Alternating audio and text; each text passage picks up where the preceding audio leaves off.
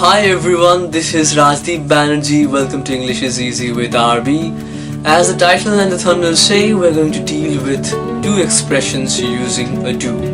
What does a do mean? A do means fuss or trouble. The first expression that we're going to learn today is without more ado or without further ado. It means immediately. For example, without further ado, they went to the market. It means they did not waste any time, they did not wait any longer, they went to the market immediately. The second expression for today is much ado about nothing. It means a lot of fuss with very little cause.